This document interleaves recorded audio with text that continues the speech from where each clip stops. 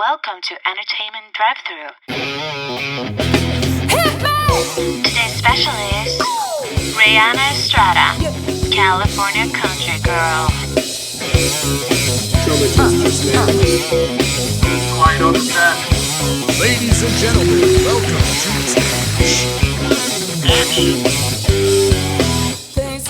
Hello, welcome to Entertainment Drive-Thru. I'm Anna, and with me is my co-host Dan. Today's guest is known as the California Country Girl, and she has an album out called Raihanna Estrada, and it's self-titled. So let's welcome Raihanna Estrada. Yeah, welcome to the show. Joining us via Skype. How are you? Hi, I'm good. How are you guys doing? We're doing We are good. doing fantastic. We are so curious. So you're the California Country Girl, which means that you're from California. How did you get started? And I'm assuming you do country. Yeah, exactly. I grew up in Northern California. I grew up on a ranch. I also spent pretty much every summer when I was little at my grandma's house in Texas. So that's kind of how I got the country influence. Oh, okay. And I've also lived in San Diego. Now I live in LA. So I thought, you know what? I'm just the California Country Girl. Nice. And that just kind of happened. I love that tagline. So you came up with that or someone else came up with that? I came up with it. Oh, you came up with it. Okay. Nice. Yeah. There are people that like country music in California. I just feel like it's kind of overlooked. So I just kind of wanted to embody that there is California country here. Yeah, of Well, and course. a lot of times when people have those taglines, they end up getting some publicity just because of that. Yeah, you know? exactly. Yeah. Actually, yeah, that's pretty smart. Yeah. Yeah. So there you go. But how did you get started in music, though? I actually got started writing when I was about 13. My English teacher in 8th grade, she gave me a journal because she knew I loved to write poems, stories, and songs and all that. So she just gave it to me one day after class, and ever since I've kept a journal, and I've started. I've always been writing songs since I was 13, and that's kind of what started me in that realm. But then once I moved to Los Angeles in 2009, that's when I really kicked it into high gear and went to Musicians Institute, formed a band, wrote my original songs, started recording. Like that's when I really, really started going for it. I gotcha. Wow, that's amazing. Yeah. You're very thankful to that teacher, I can imagine, today. You're like, hey, by the way, thanks for that notebook. That started me on my way. And you do. Yeah. I mean, obviously you're known for country, but do you do any other styles, or is country really all you like to do? I definitely don't mind trying new things and doing other styles or singing harmonies for another group that, does more like indie rock or anything like that. I'm totally game to put myself out there and try new things. But I primarily focus on country music. Anything that I can do to further myself in being a songwriter or a country musician is what I really want to do. I love that. gotcha. And also, I love your covers on YouTube, by the way. They're so much fun. Thank you. I swear it was so fun. I even sent my friends the Go Anywhere Girl, that song. I sent it to my friends because I could so identify with that. Being like, I lived in Iceland and then I lived in Vienna, Austria for a little bit, and then I moved to LA. And I have so many international friends who have done the same thing, like going between so many different countries. And we could so relate to that. So I sent that to them and they absolutely loved it. Oh, that's so awesome. Thanks for sharing that with them. I'm glad that you liked it and could relate. I just wrote it because, I felt like you just kind of have to pick up and go. Sometimes you're always looking for who you are, but you just need to live in the moment and just, do it. Just try. I know, and it's so inspiring. I absolutely love it. Thank you, Anna. So I have a question for you. When did you decide that you wanted to be a musician? You decided it wasn't going to be being an aircraft technician. You wanted to be a musician. Well, when I figured that out, I don't know why you didn't want to be an aircraft technician. That would have been awesome. it definitely would have paid a lot more. But sometimes you just have to, gamble and follow your heart. I was actually, I was living in San Diego at the time. I think it was 2007. I was going to community college. I remember it. I was living with my best friend, and I was sitting at my kitchen table, and I was doing my biology homework. And I was just struggling. It was so hard for me for whatever reason. What were you studying? And I just freaked out. And I was like, oh my God. I was like, I don't want to do this. I don't even care about this stuff. Were you studying biology or? Yeah, she just said biology. Okay, biology. It was just general, general education. So you had to do a bunch of different random classes. Yeah, so I was doing that, and I just freaked out. And she's like, okay, put the book down. Like, walk away. And then she was like, what do you want to do? And I was like, obviously I want to do music. I'd already been writing, like stuff on my piano in my room and all this stuff. And she went online. She's like, okay, let's see what we can find. Maybe there's a school. And she found Musicians Institute. That's amazing. And so that's when I decided. And I was like, okay, this is what I want to do. So we got your teacher and we got your friend who you really have to send flowers to and say thank you for the support. Yeah, I know. Yeah, they pretty much just like, gave me that little push, everybody needs that push from someone. Like if it's not from yourself, you need somebody else to guide you the way. Yeah, and I didn't even know that schools like that existed, really. Yeah, I didn't either. And then I moved out. I ended up finding Musicians Institute online, and I was like, wait a minute. There's a school that does this many styles, right? And that's like hands-on. Well, when I was looking at schools, I thought it was just jazz guitar for guitar. Right. Oh, okay. So. Like you have to go to Berkeley, or you have to. Yeah, right? Pretty much. University, like there can't be a school that you can learn how to perform and get to figure out which style that you love and meet all these people from all over the world. Like, no way. This is a dream. I didn't think I was going to find a school that was going to work for me, so I ended up going to school for opera. Opera, huh? Yeah. Can you give us a little? You can. We'll put links to a YouTube on entertainmentdrivethru.com. Awesome. We'll put links on our website. We'll my give god, you a link. We'll put a link on Dan singing. It's crazy. He actually got a scholarship because he could hit a note so low. Yeah, now I can't hit that note anymore. Oh my gosh, that's insane, right? Yeah, that's the thing about classical is for the guys who can sing high. If you can sing like what was it? It was like a high G. Somewhere around there, you got a scholarship, and for the it was definitely higher than that. But anyway, it was a high note. G is definitely high for me. But for basses, it was if you could sing a low C, which is super low, and I could barely hit that note. And they're like, "Oh, okay, yeah, you do you want a scholarship?" I'm thinking, yeah, but I'm stupid. And they're like, well, you get a scholarship. Just keep at least, it was like a 2.6 grade point average, and I got a 2.5. Oh, wow. That was one of those moments I realized this is not the school for me. Too much reading and not enough singing. Yeah. That's what I loved about MI, that you could actually, like most of the classes were like singing type of classes.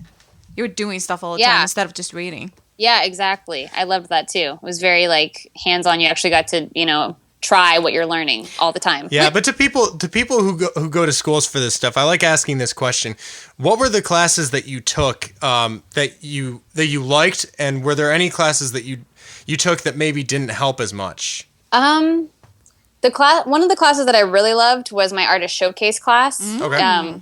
Where we got to get up and perform every single week. Your teacher would give you feedback. Classmates would give you feedback. Some weeks you'd have different like themes. You have to pick this kind of a song. And the teacher that I had was amazing. His name's Doug Wood. He was great. I had him for vocal interpretation. He was amazing. Yes. That's the other class. Thank you. I forgot the name of that one. He was like, it was mind blowing. I took that class, but I didn't really know what to expect. But Doug took so many different styles and made you understand, because me, I felt so new to music, and all the classes were already Chinese to me. And then I went to vocal interpretation, and it made more sense to me because of that. Thanks to him, amazing teacher. Yeah, same here. He really brought out all the different styles. Even if you didn't pick one of those, or you didn't maybe want to do one of them, you still could appreciate, this is why this is blues, or this is why this is, country or rock or whatever. Right. He had it all broken down for you, and you had to try it. And not only the singing wise, but with all the instrumentation. He pretty much did a breakdown of what makes each style the way that it is in all instrumentation, which I never thought of. Yeah, I never thought of that before. Yeah.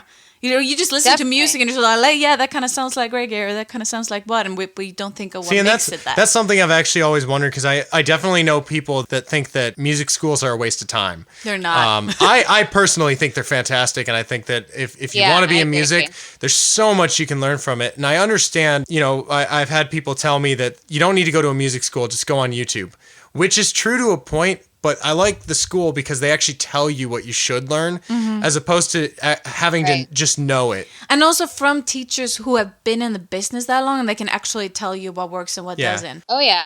All right, well, we're going to take a quick break to listen to a clip from Left With Nothing by Raihanna. I was yours and you were mine. Never made it to the finish line. We were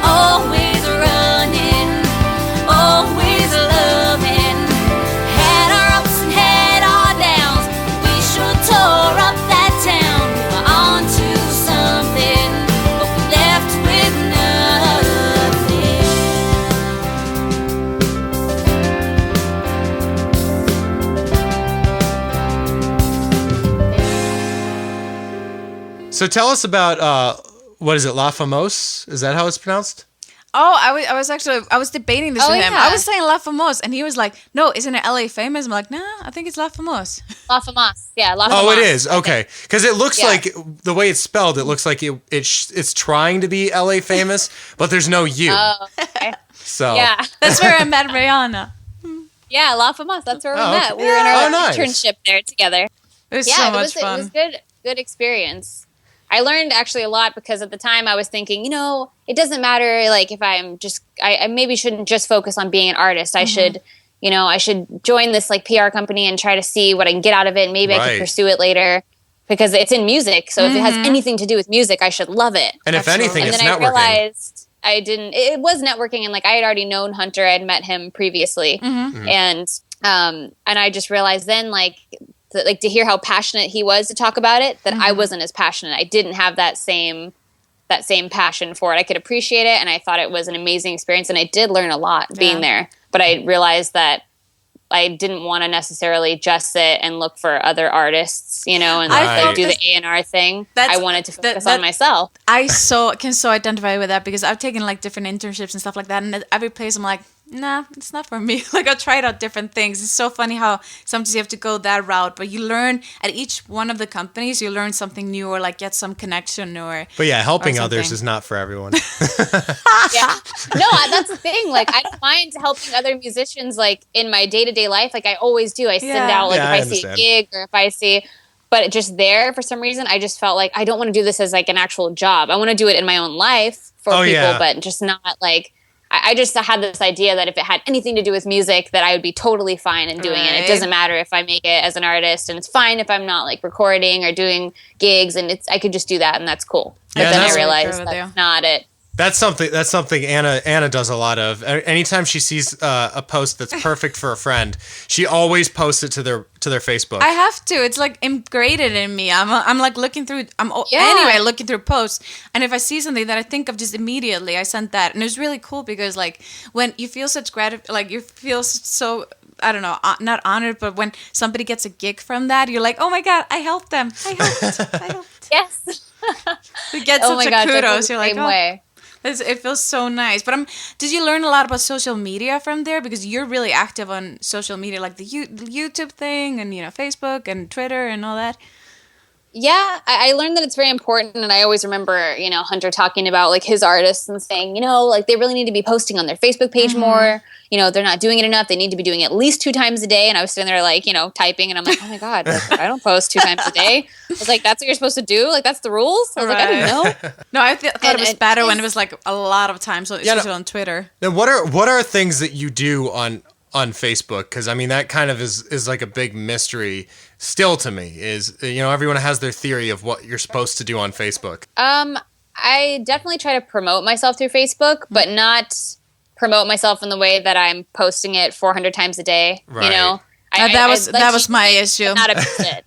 I had a big issue when we did an Indiegogo campaign for our band, and I had such an issue because first of all, I had nothing else going at that time, so this was pretty much the only thing, and then you get so obsessed with it, and then you're dealing with the fact that all your friends are at a different time zone, so you're like, maybe I can reach them more if I, and I posted, but you live and learn. It's Yeah. all good. I'm though curious because you've been playing out quite a bit, and I was wondering what has worked for you and what hasn't worked when it comes to playing gigs, and like what venues do you like and what don't you like? Right now, I'm kind of just at the point where I decide which gig I feel is worth it. Yeah. If money wasn't an option and paying my band wasn't a factor, Right. and making sure everyone's taken care of, then I would play everything. And what do you look play at when you think of that? Like, what do you look at? Do you look at the money aspect, or do you look at where it is, or like what time, or like what do you go with? I look at like how far it is. Obviously, kind of factors in a little bit if I'm not, getting paid for it. But also just like what kind of a gig is it? Like, will it be a place where is it a time slot where a lot of people could potentially be there at least to have some kind of a crowd? Like I try to do a lot of like joint nights with similar like people in my genre because I feel like I don't want to play right after, there's like a rock band or right before. Like I feel like it's weird when venues kind of mix I feel like you should try to keep it at least somewhat the same so that someone there for that band would maybe like this band. Right.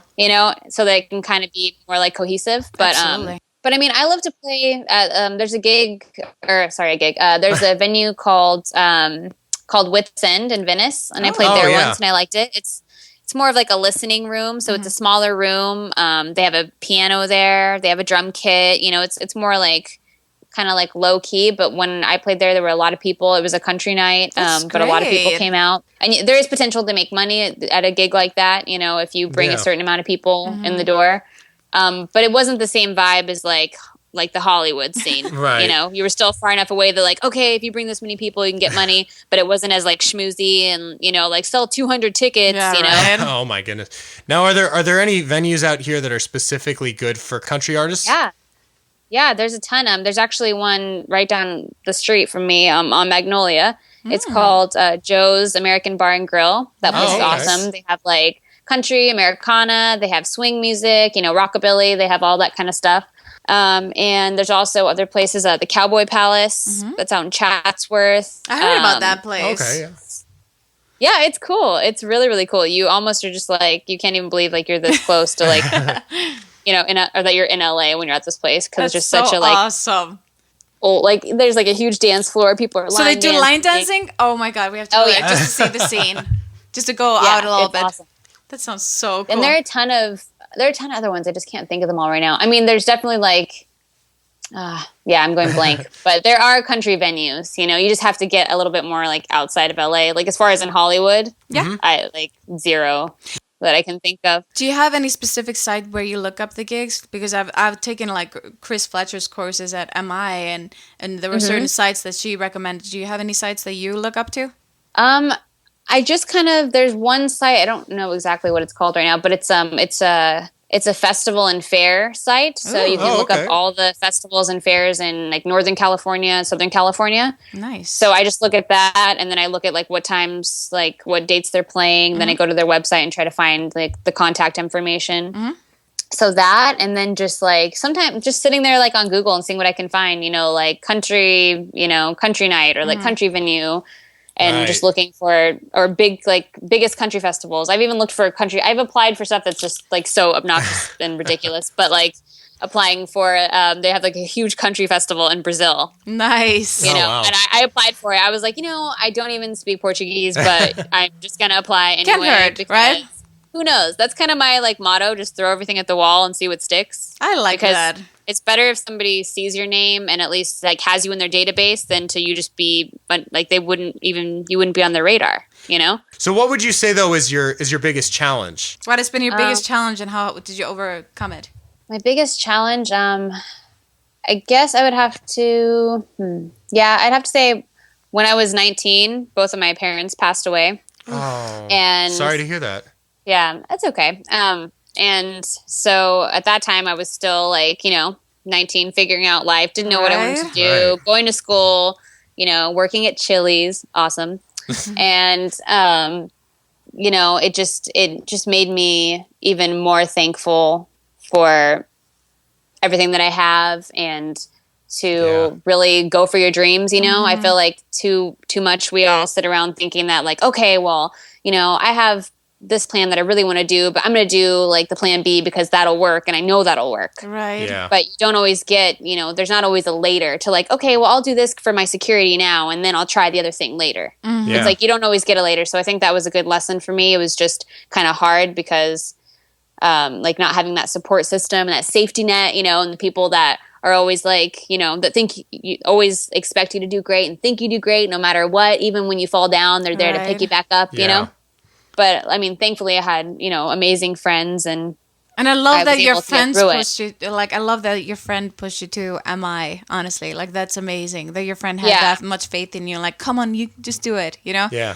Because that's the push that you need. Yeah. She's my best friend, and she's been there through everything. So Melissa Reyna is her name. Shout out to Mel. Yeah, shout out. Yeah. So, I think that was my biggest challenge, but I also never let it hinder me to be that person that's like, oh, well, I went through this, so, like, pity me, and everything's going to be so much harder now. It was just like, no, you just have to keep going, and keep pushing. And don't give up, and if you fall down, get back up. Well, we actually have a new challenge for you. But it's a fun challenge. We are up to our segment, the question of the week. Question of the week. So in this segment, we'll ask our interviewees a new question every week, and they have to think of the funniest answer that they can come up with. To our listeners out there, write in your questions on our Facebook at facebook.com/entertainmentdrivethru and our Twitter at edrivethru, and we just might use it as the question of the week. Now, Raihanna, are you ready? I think so. Okay. So question is, my plan for world domination begins with what? Watching Pinky and the Brain. Oh, I was going to say Awesome. that. How can you not like Pinky and the Brain? Come on. Oh, Yeah, I know. They're just rock. It was so funny. No, speaking of cartoons, I was at the Warner Brothers studio tour, and they had the Animaniacs, the Right. Warner Brothers, like they had the water towers, and they were like, okay, first of all, look at the water tower. This is not like, this is actually just holds water, like in case it burns. just the fact, like. I love that they have to explain that there are no Animaniacs in that. See, I just love that every time someone asks me what I'm doing now, I go, the same thing we do every night, Pinky. Try to take over the world. They just don't make good cartoons like that They anymore. don't. See, It's so sad. I loved all of like the 3 cartoons that Steven Spielberg produced, Yes. which was Pinky and the Brain, the Animaniacs, and then Freakazoid was my favorite. I didn't know that he did all this. Yeah, those were his Oh. productions. And those are so smart, by the way. Because I didn't get Freakazoid, and Dan totally got me into it, and I was like, "That's so brilliant!" Well, it was, like the it was dialogue funny and because everything. It's so funny. after like years and years of like not watching the show. I mean, the last time I had watched, I watched it a few years ago for the first time since I was a kid. And I remember in the first episode, there's a part where Freakazoid goes, "Oh, this is so gross. It's like eating off the same plate as David Lee Roth." And that's so funny. But when I was a kid, I was probably like, who the hell is David Lee Roth? Yeah, you wouldn't even like. I mean, if you would told not me get those Van Halen, jokes. I would have been like, oh, yeah, Halen. But who the hell is... That's not the same with when you watch like comedy series nowadays. I feel when I watch Friends, I watch it differently than I did as a kid. Now I watch it, I'm like, so sex reference there. No, the best Yeah. is in the Rugrats Passover edition. There's a part where they're in ancient Israel, and written in Hebrew on one of the shops is circumcision, or it's Moyle, who does circumcisions, and it says half off. Oh my god! And of course, kids don't know this, but their parents are laughing like hell, going, "Oh my goodness, why is this in my That's kid's cartoon?" genius. Yeah. So long story short, that was a great answer. Yes. Thank you. We're the curious. Getting back to the interview part, what would you have liked to known when you started out? When I started out, I don't know. I guess I wish I would have known to start earlier. No. See, I always think that too. Like if I would have started early, but then I'm like, I was so not naive when I was younger, but I would have like, I don't know if Hollywood would eat me alive. I think if it would have been like when I was younger, it would have taken. It would have taken my insecurities and just brought them out, and like I would have destroyed myself. I think. Yeah, it's funny because like before I even came to MI, I used to go out to open mics and like play piano and sing my songs, and it was all like so simple. I didn't really know how to play piano. I just kind of figured out like I would arpeggiate some chords, and you know I was like, oh, this is cool. I can sing over this, great. And I'd go out, all my friends would be like, oh my gosh, I love your song, you know. And I think now, like then when I went to MI and I met my roommate and writing partner, Philip Wareborn, who actually plays piano. And I showed him in the beginning of MI, I just found some like old recordings. I was showing him these songs and I was just mortified. I was like, oh my God, I can't believe I ever played that. But at the time it was kind of this like beautiful ignorance that you still went out and you're like, yeah, this is my song, you know? Yeah. So what is the best advice you think you've ever gotten? The best advice that I have ever received was from my private lesson teacher at MI. She was my vocal teacher, and her name's Nicole Gordon. She's amazing. She's so good. Did you have her too? I didn't have her as a private, but in the independent artist program, you could get a couple of sessions with like different teachers. And I chose that's when I Nicole had her, Gordon. yeah. Oh my God, yeah, she was so helpful and so positive, and I absolutely love Yeah. her. she was so positive, and she just had such a great balance as a teacher with not being one of those teachers that like, here, let me show you everything I can do, you know? Yeah, right. And then you get to sing for like 1 minute and you're like, okay, I'm done, you know? She was very like, you know, she had all the ability and the technique, and she was able to show you all these great things, but she also just made you believe in yourself and, you know, got you to work through what you needed to work on. Right. But her advice that she said to me was persistence pays off. And that has always stuck with me. I actually made her record it into my phone during the lesson because I was like, oh my God, that was so good. It's so simple, but so good. Can you just say that really quick? Right. Because, you know, just if you keep at it and keep working and don't get too down on yourself and just try, you know, try again, you can get there. You know, it'll pay off in the end, even if you can't see it right there. Pick yourself up and try again. Yeah. Yeah. I feel like that's the same. That's what you should live by here in LA. I think everybody should live with that because it can be really tough here. So like persistent. Absolutely. Well, I can imagine like at the tough time, you just listen to that like, yeah, I can do it. I can do it. But we were talking about internet sites earlier, like Facebook and all that. What other resources do you rely on? Do you have any favorite books, or do you have websites that you, other than Facebook, that you like? Let's see. Well, book I'm reading right now is actually called The Happiness Project. Hey, I read that. Gretchen Rubin's, right? Yeah, Gretchen Rubin. Yeah. She's really good. I just really like that, you know, just to kind of keep like a positive mindset. Attitude in Hollywood, yes, definitely. Yeah, and just to like let the little things go and work on those things that seem so big, but they're actually like the smallest thing to try to like fix, you know, over time. And I also look at, let's see, what else? American Songwriter.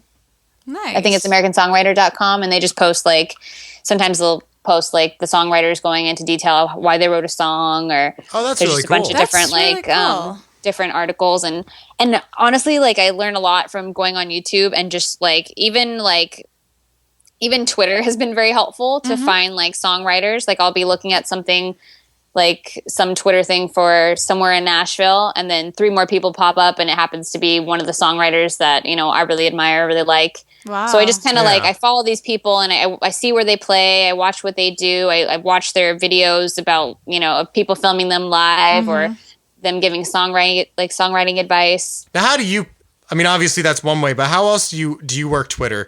Because that's like an ancient mystery for me.